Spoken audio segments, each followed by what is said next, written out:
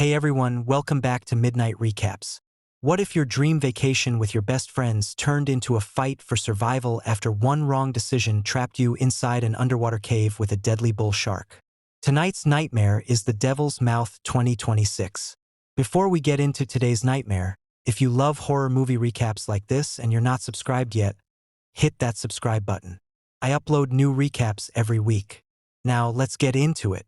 The movie starts on a yacht in Thailand, where 5 recent college graduates, Sarah, Max, James, Greg, and Adrian, are enjoying one last vacation together before beginning the next chapter of their lives.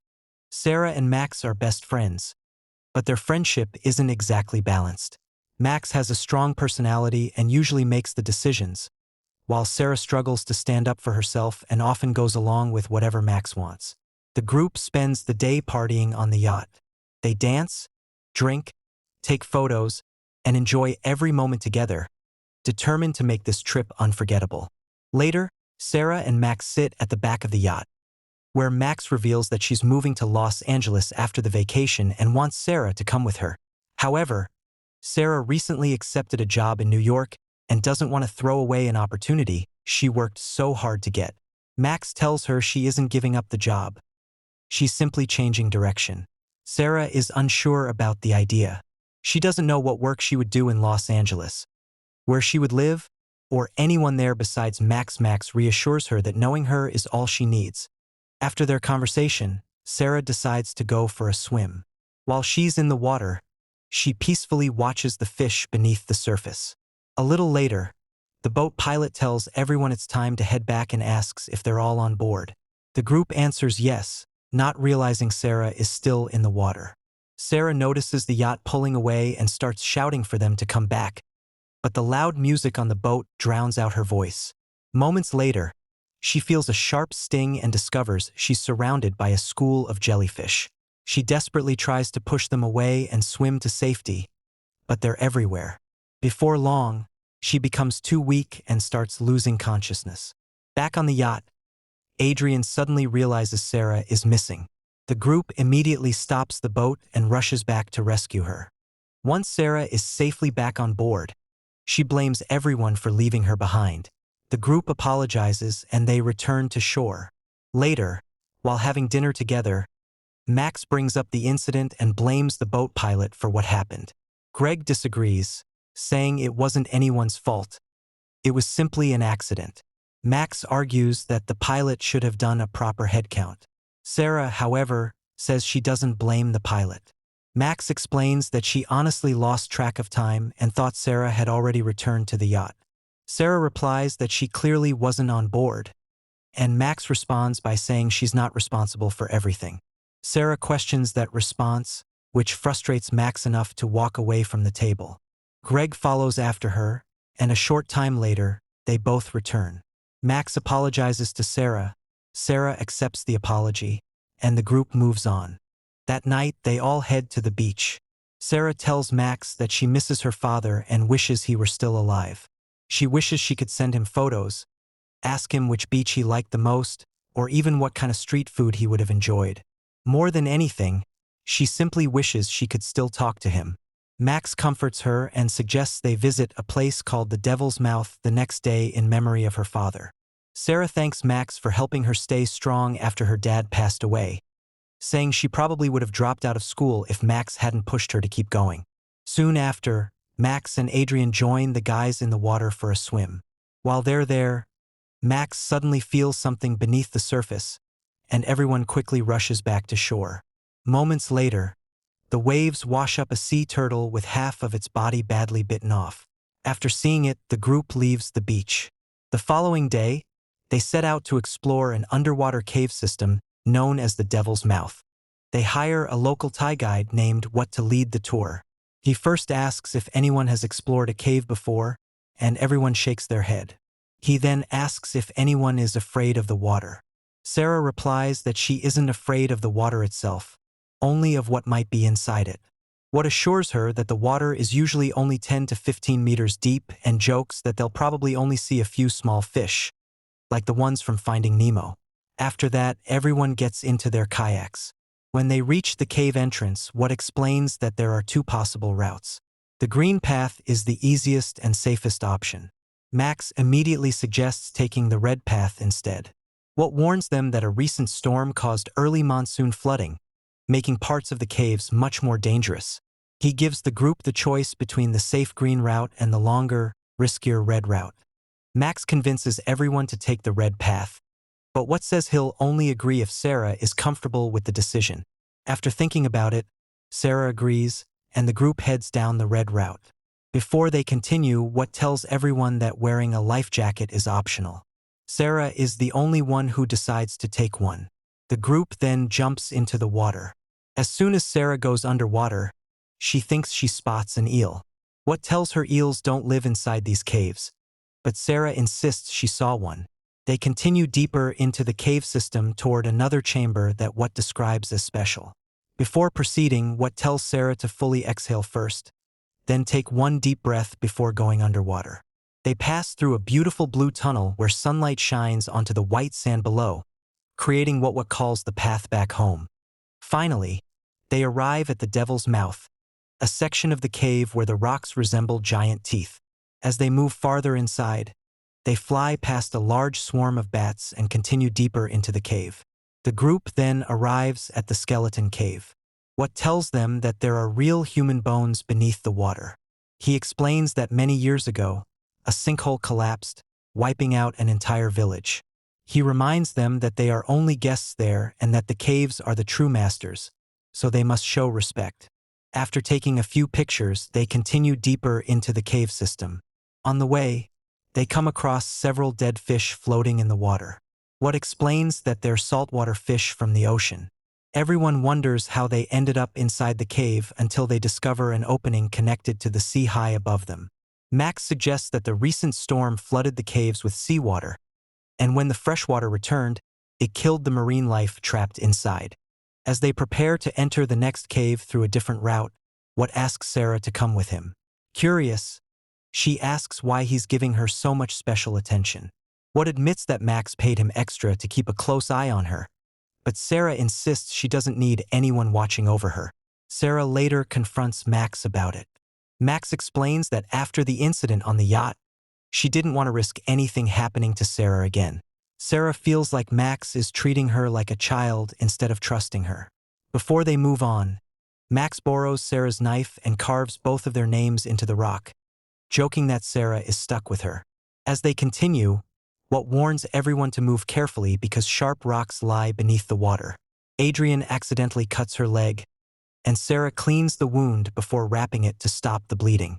Seeing the injury, What says they should end the tour and head back immediately because any injury means the trip is over.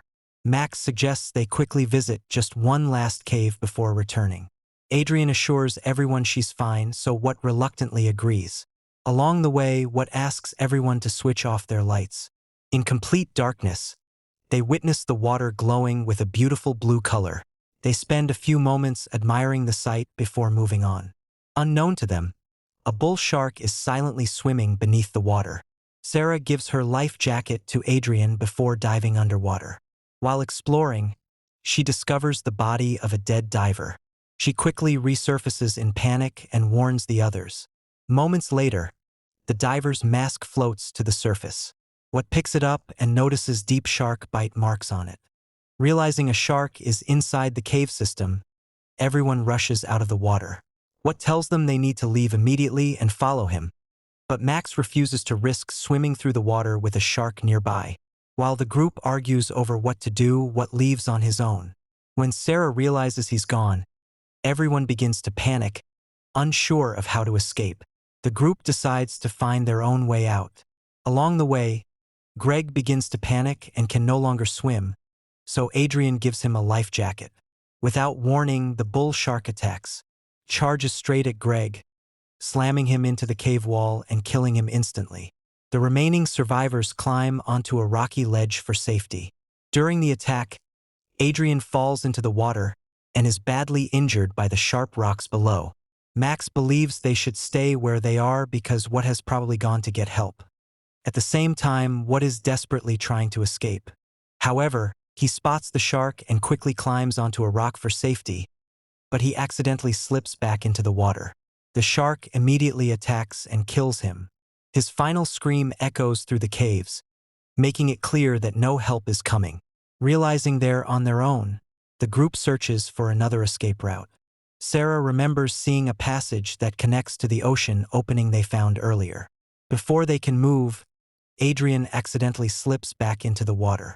As she reaches out for help, the shark grabs her and drags her underwater, killing her. Now desperate to escape, Sarah suggests using the ocean passage she saw earlier. Max disagrees and insists they use the honeycomb caves instead, believing the narrow tunnels might prevent the shark from following them. The two argue briefly before Max jumps into the water and heads toward the honeycomb caves. James and Sarah refuse to leave her alone and follow behind. Together they swim through an underwater entrance before climbing onto a rocky ledge leading into a narrow tunnel. They crawl through it and eventually spot sunlight ahead. Just as they think they've found a way out, the wall suddenly cracks beneath Max. She slips, but Sarah grabs her hand and stops her from falling into the water. Moments later, they spot the shark below and freeze until it swims away. Sarah tries pulling Max back up, but loses her grip, sending Max into the water. Rather than abandoning her, Sarah and James jump back in and continue searching for another escape route together. The only option is an underwater tunnel with several air pockets along the way. They swim beneath the water, surface for air, then continue to the next pocket. During the swim, the shark attacks again, but the passage is too narrow for it to squeeze through completely. It repeatedly bites at the tunnel entrance but can't reach them. As they near the final section, James becomes trapped beneath a fallen rock. Sarah and Max desperately try to pull him free, but they can't move the boulder. Running out of air, they are forced to leave him behind, and James drowns. Sarah and Max finally reach the surface, where they come across a floating body part. When the shark attacks again, Sarah throws it toward the shark, distracting it long enough for them to escape. However, after all that effort, they discover they've swum in a complete circle and ended up back where they started. Sarah finally stands up to Max and takes control.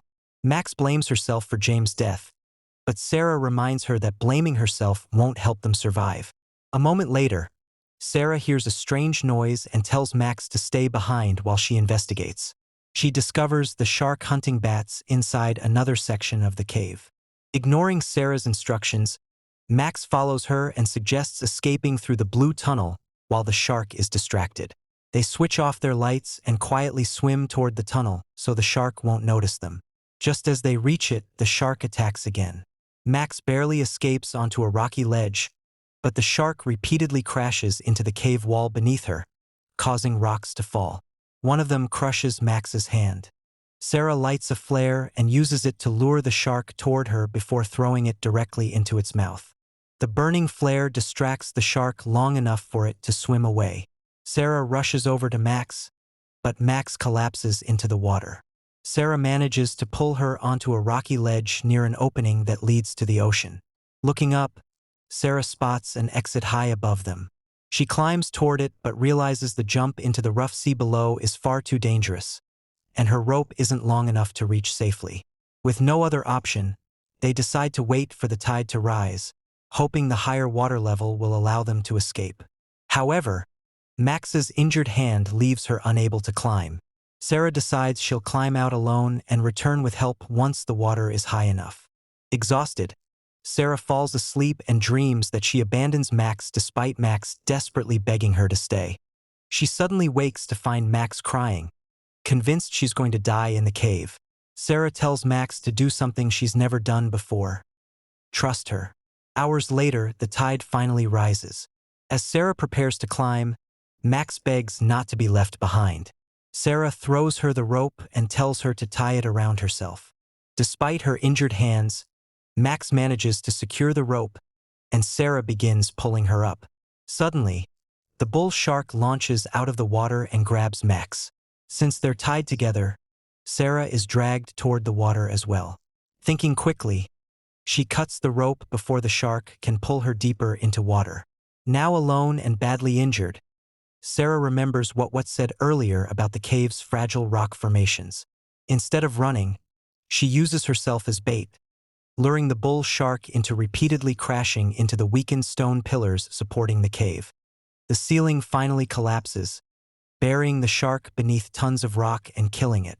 Bruised, wounded, and suffering from a head injury, Sarah crawls through a second, higher exit.